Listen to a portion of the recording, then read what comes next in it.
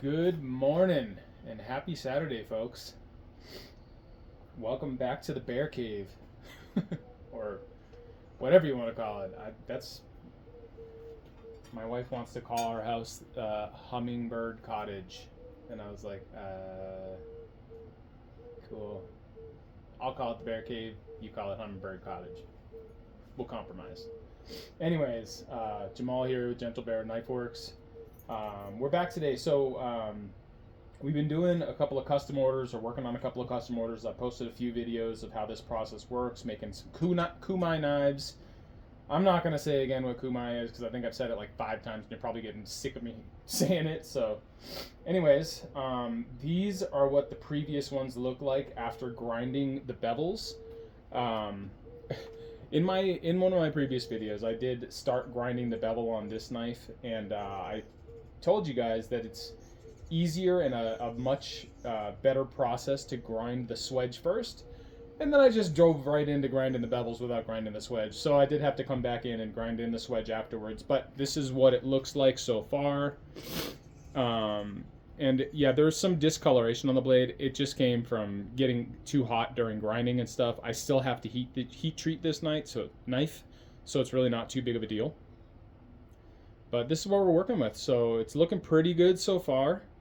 Got some nice copper lines going through. They got some decent wave.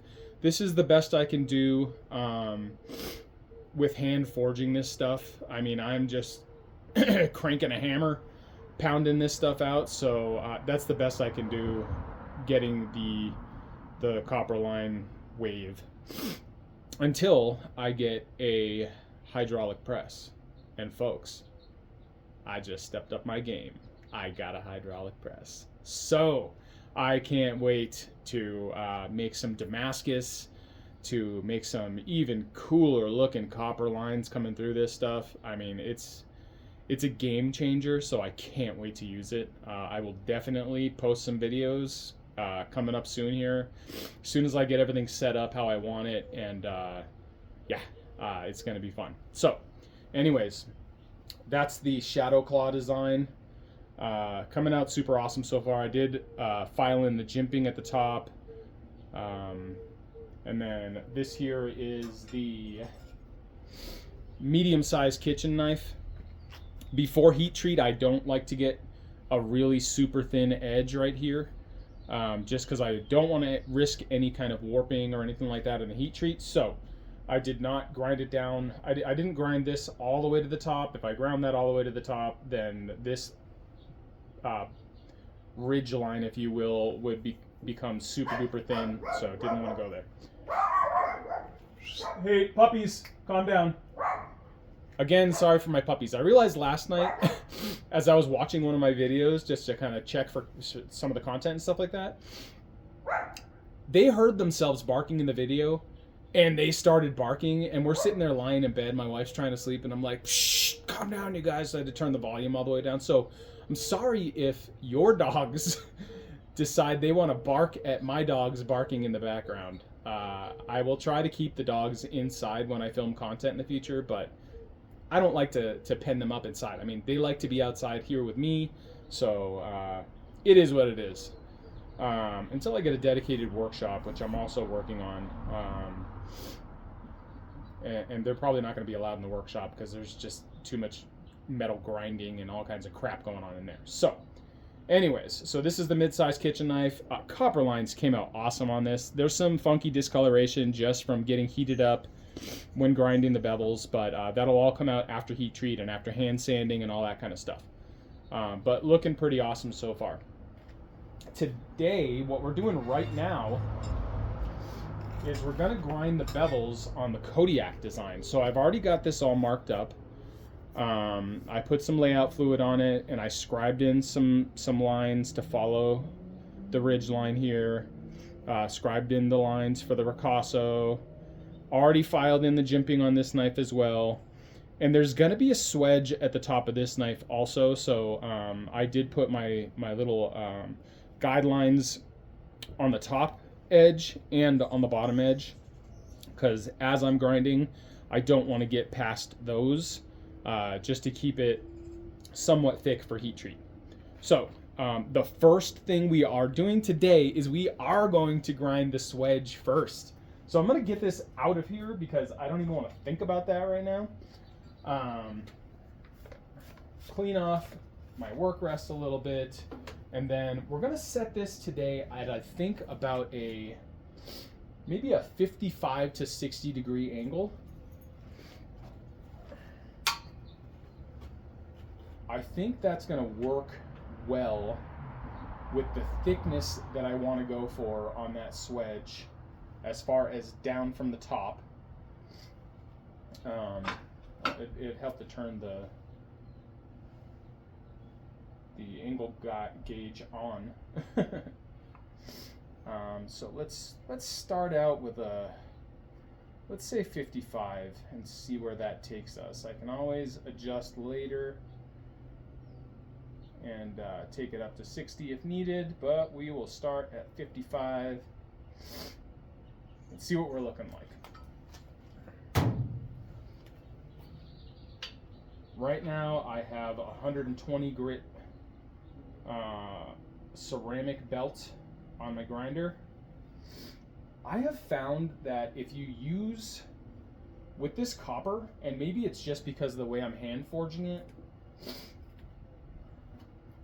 again, you can correct me if you want. I know it's technically brazing, but I am forging the billet out because I am moving metal with a hammer as I forge out the billet. So I'm gonna call it forging. I keep correcting myself, saying brazing, but whatever. So, anyways, now I don't even remember what I was saying.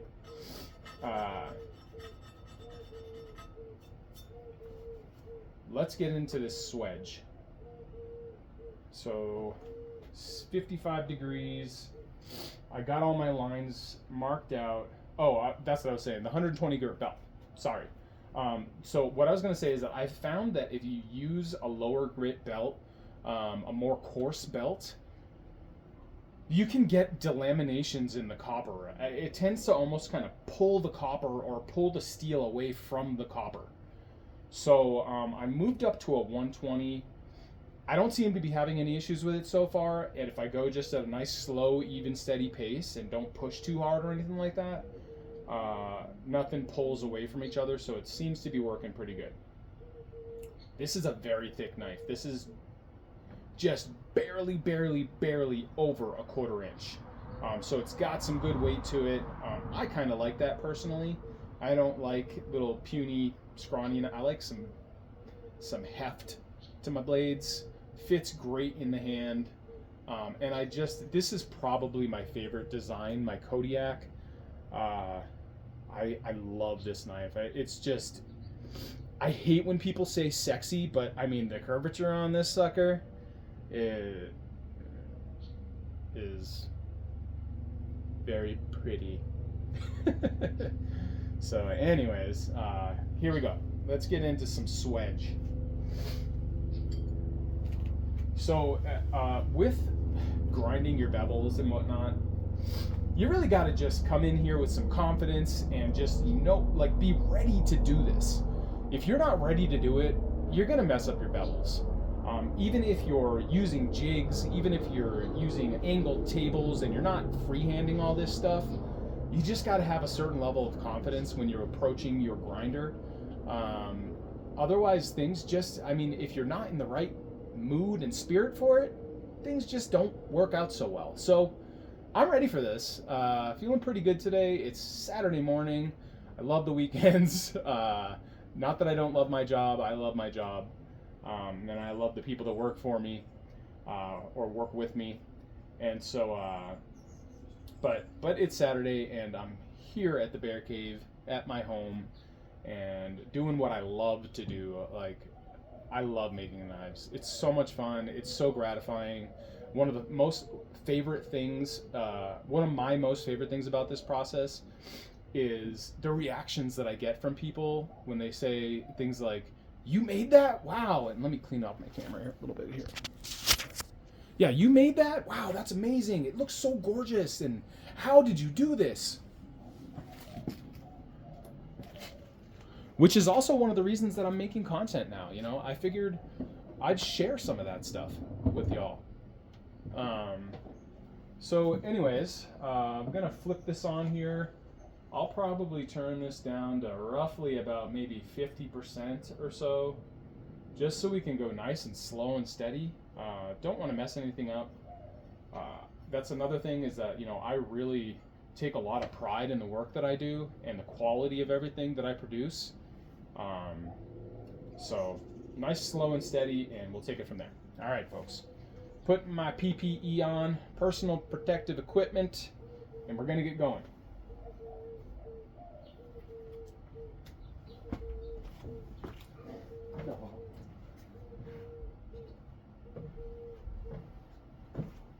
Can't forget the safety glasses, because as I've said in a previous video, my eyes are like magnets and they will attract everything and anything.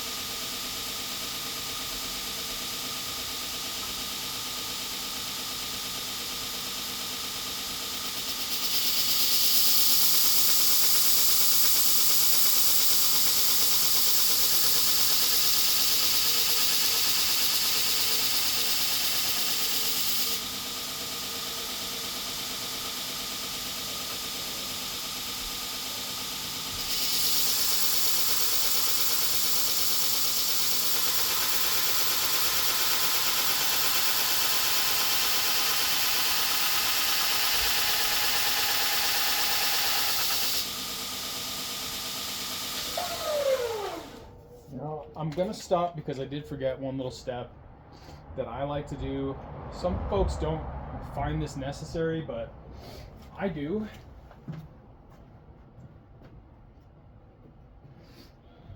And that is scribing the line. And I don't know if I want to use this, or maybe I will use this today.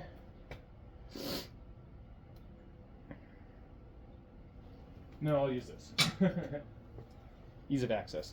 So anyways, I like to scribe the line down from the top so I know how far I really want to take it.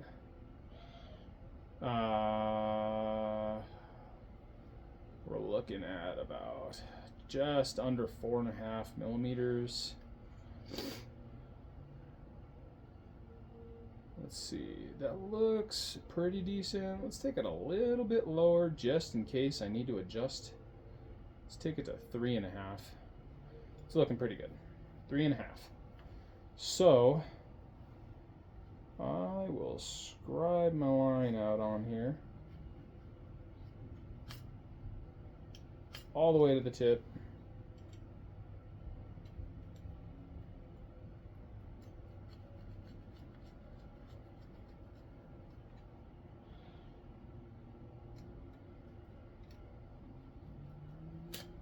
Just so I know exactly how far down from the top I'm taking this sucker.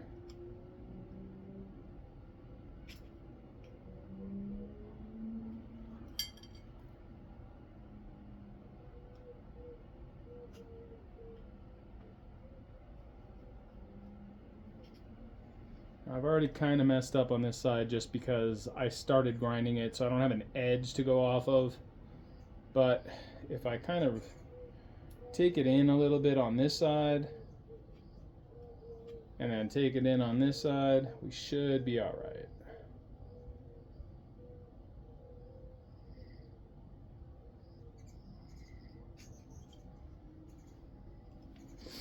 Visually, that looks like it's going to work out just fine.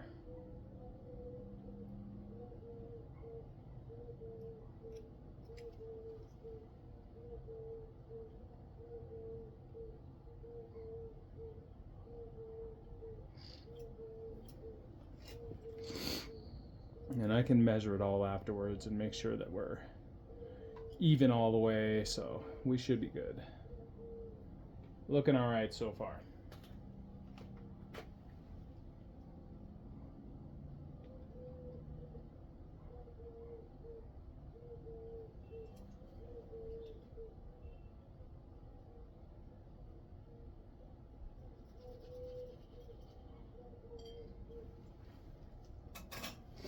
All right, back at it.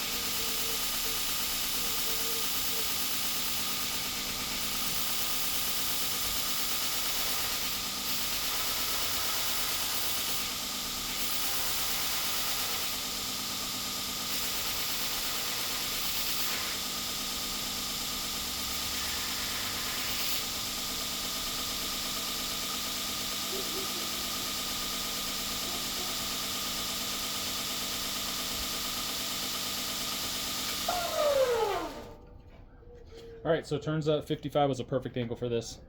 I got it nice, right up next to my scribe lines on the top, right on my scribe line that I scribed in the side. 55 worked out perfect, and you can see that beautiful little copper line coming through there. Looks like I didn't get a whole ton of sway in the copper line on this one because the jacket steel was a little bit thicker. probably could have pounded it out maybe a little bit more, but I do notice a little bit of sway, so maybe this line might be a little bit more rigid. So we'll see. But that's the process for grinding in your swedge. That's what I like to do. Some folks will take it back to a hand file jig. I showed that in a previous video where you basically attach your knife. You have a steel rod with a file attached to it, and it's set up at a certain angle so you can just keep a consistent bevel line.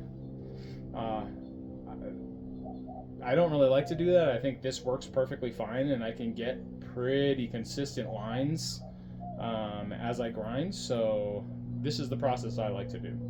But to each his own. If you like something different, then that's perfectly fine. You can do whatever you like. All right, so other side, here we go.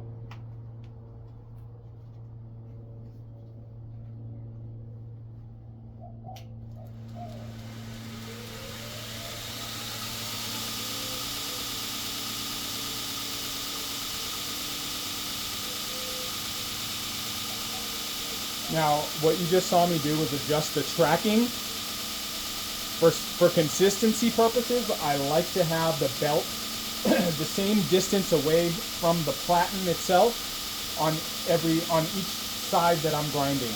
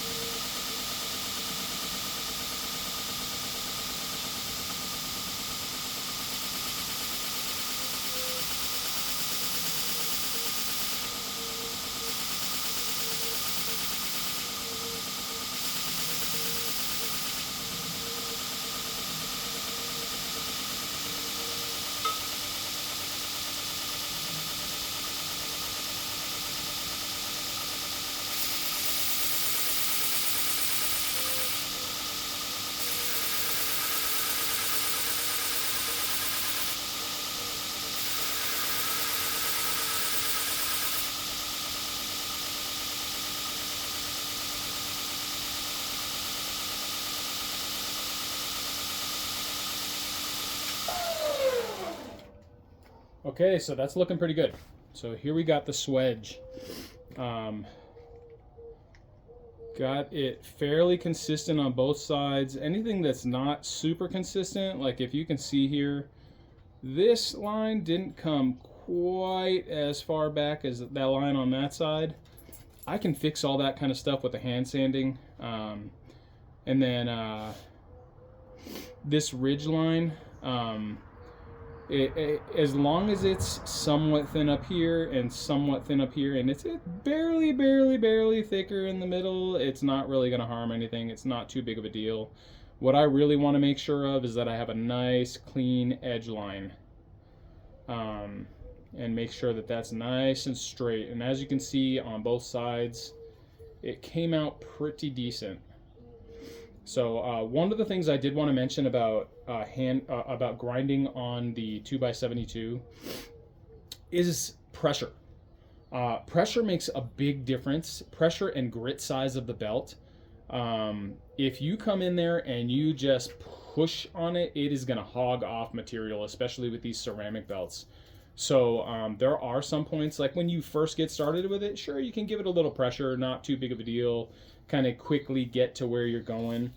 When you're doing like the fine tuning and you're coming in and just kind of touching up some of these areas, you really want to go in with very light pressure, so that you're not just really hogging stuff off and it's just kind of ever so slightly moving your lines. So I do see a couple little things I'd like to clean up real quick before I move on. And then we'll move on to the lower bevel.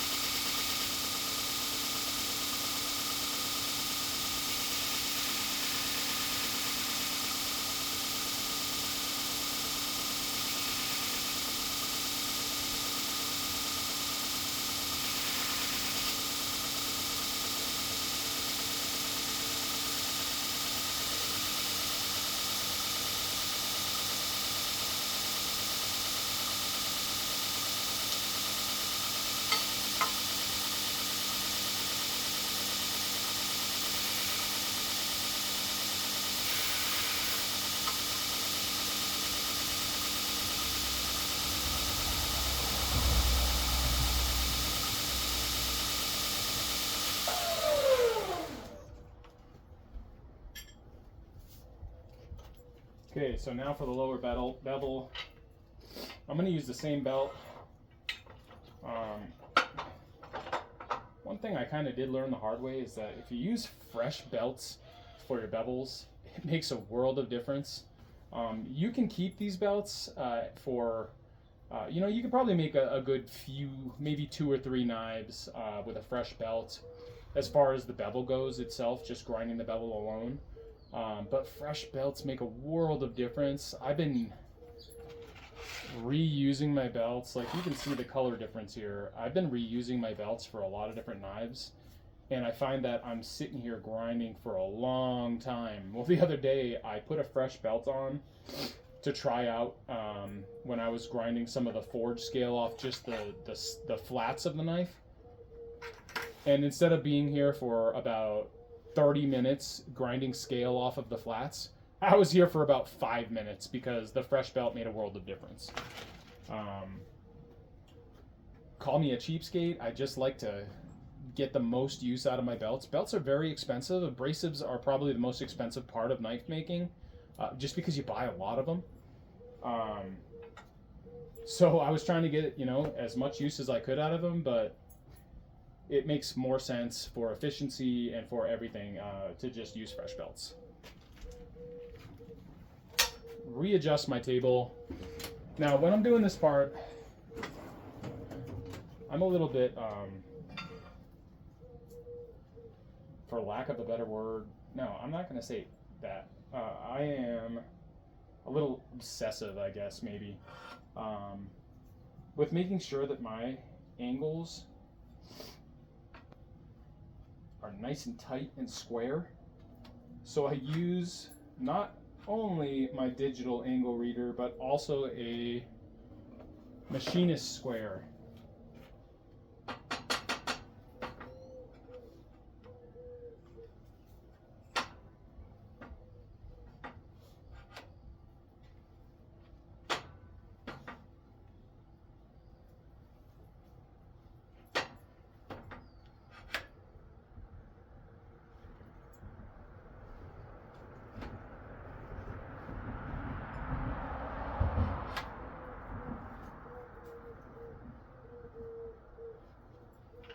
And we are nice and tight at a 90 degree. Looking great. Looks like my digital angle gauge is at 0, so looking good. 0 meaning 90 degree. Essentially, because it's 0 degrees horizontally, that's 0 degrees vertically. Together, that makes a 90 degree angle.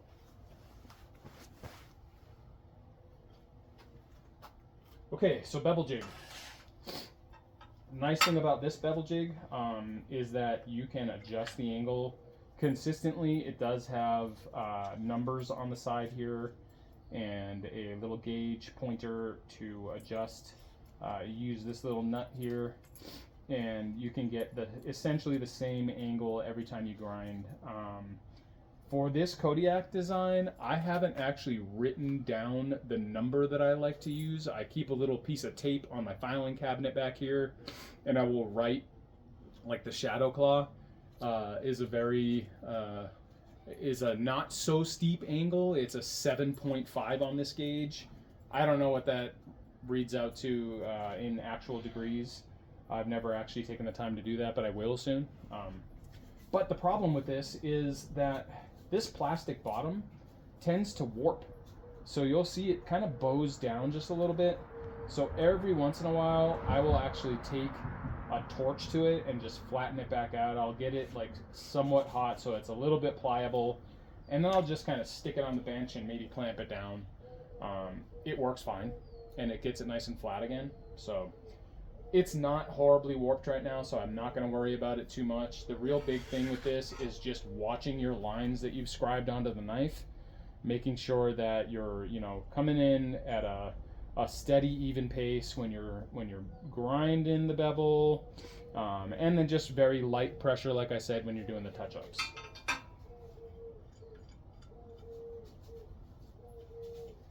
The other piece to this is when you attach your knife, you want to make sure that you're attaching it at the right angle every side, or every time you turn it around. So what I like to do is get my screw in there most of the way.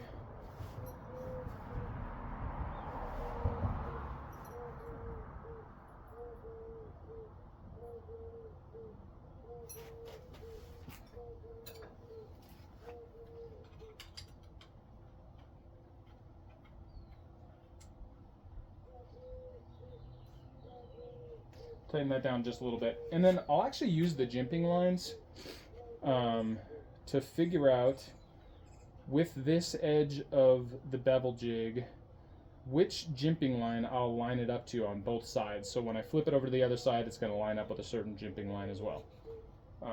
So that looks about right. And that is my 1, 2, 3, 4th jimping line. So the bottom of the swale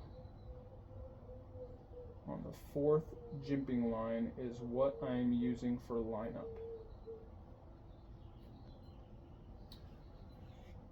Now, one other thing that I will do on this knife as well, because it's sticking pretty far away from the edge of the bevel jig. So what I think I'll do is go ahead and put a file guide on it, just so I keep my lines consistent on both sides, and you'll see what I mean in a moment here.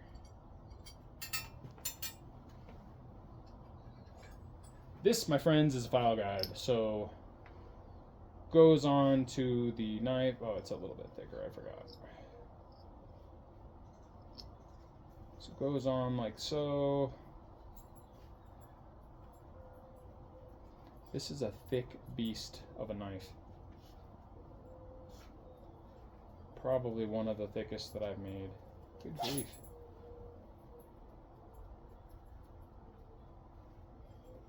Okay, so now I'll line it up with my little plunge scribe lines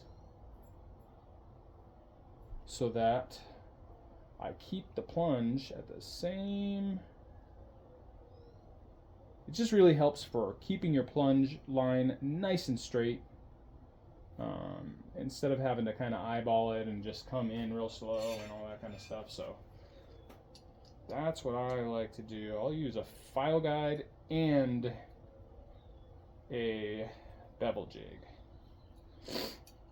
So for all you folks that are really good with hand grinding, freehand grinding your bevels, good job, great for you. I love that for you. You've definitely taken the time to practice the hand grinding, the art of hand grinding. That's awesome. I have not really taken the time to do that just yet, because I love the consistency that I get with this bevel jig. It's hard for me to stray away from it. So eventually I will just take a day to sit around and just practice grinding. Maybe I'll just make a bunch of a big batch of knives or something like that, and maybe I'll do a video of that, you know, batch grinding, and I'll maybe come in and just do a bunch of freehand grinds and see how I do, and maybe some of you pros out there can give me some tips and tricks.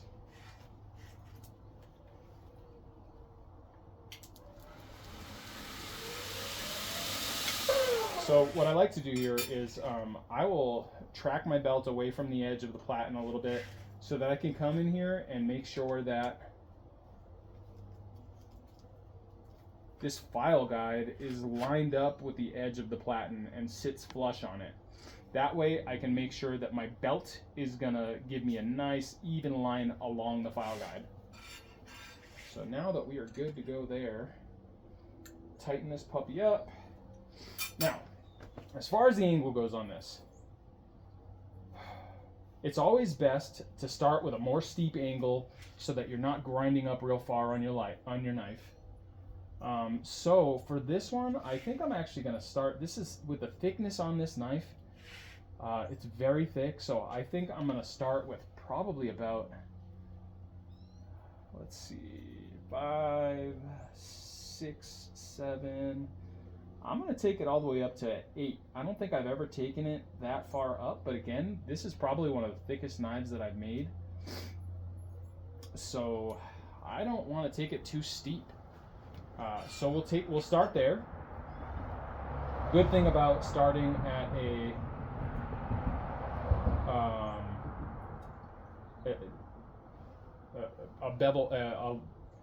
bevel that is not so steep, is that you can adjust in the future and come back in, and then you can take that line up to your scribe line. So here we go. I'm gonna go ahead and get started on some of these bevels.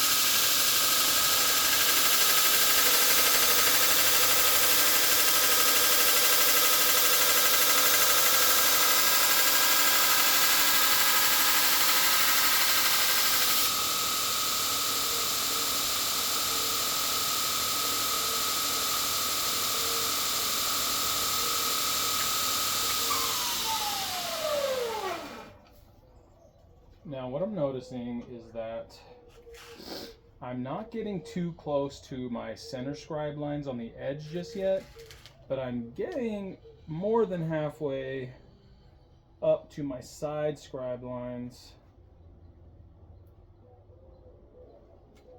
Let's see.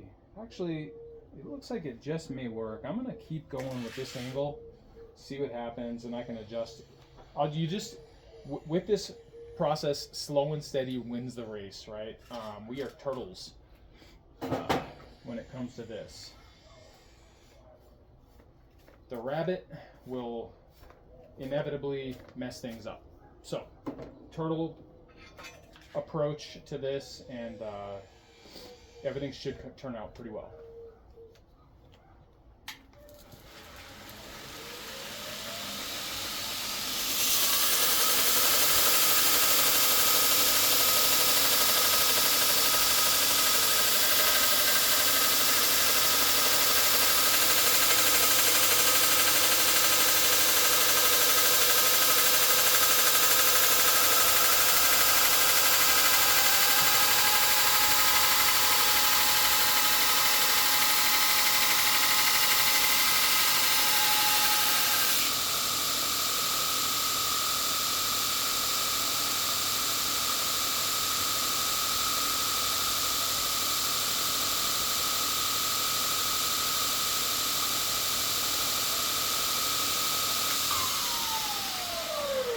Yeah, I'm gonna have to adjust this. It's too steep still. This is a super thick knife.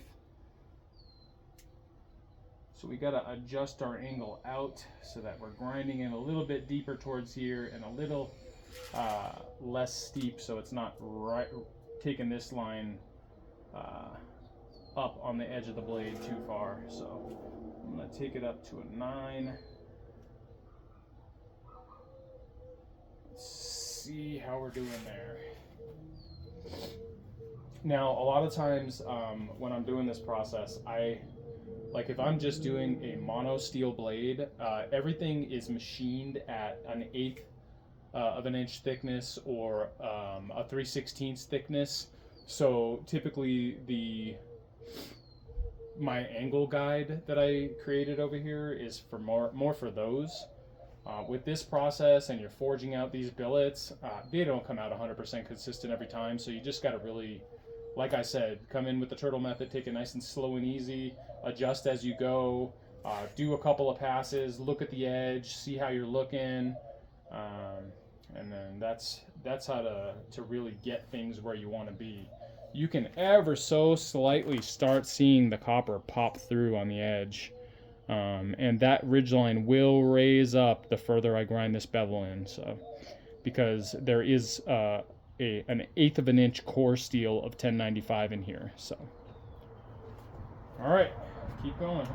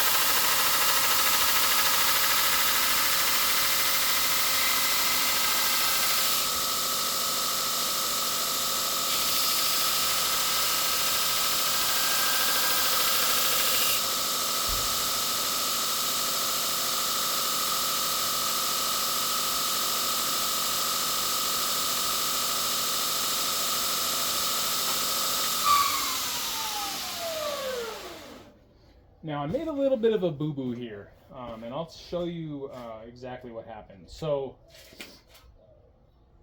as I'm grinding, with these really curvy knives, sometimes you have to adjust this angle of how you're coming in at the blade. And the reason being is because if you just take it in flat and come straight across, this top bevel line is going to just go straight across. So as you can see, this is a very curvy blade. So back here, I have to come in at a little bit more of an angle like this. And then as you move towards the tip, you have to bring it out like this. And you'll see as you do this process that as you're watching your scribe line right here and you're grinding the steel closer and closer to your scribe line, you'll see the angle in which you need to move it, right? What I just did, which was not great, is I came in at a really heavy angle right here, right around here on the blade. And what that did is it really jumped up my side bevel line quite a bit right there. Now it's not horrible, and it actually I kind of fixed it as I was grinding, so it's looking pretty good now. It's better. I still have some adjustments to make, but I also did pass my scribe line, so I'm gonna have to measure that and then rescribe this side so I can match my bevels on both sides. But it is looking pretty good so far, so I'm pretty happy with the way it's turning out. And that copper line is gorgeous. There is a decent amount of I don't know what that word I'm looking for. Basically just kind of sway in that line. So it's looking pretty good so far. I'm pretty happy with the way it's turning out.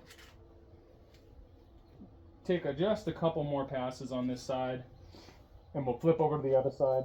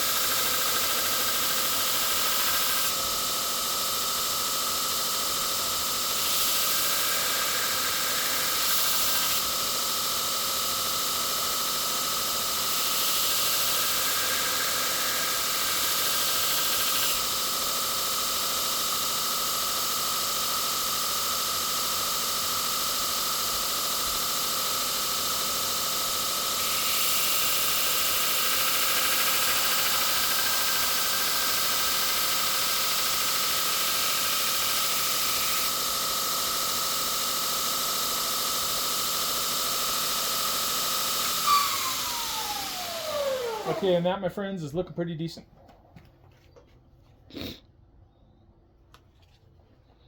The bevel line is following my edge line for the most part, so it's looking pretty good.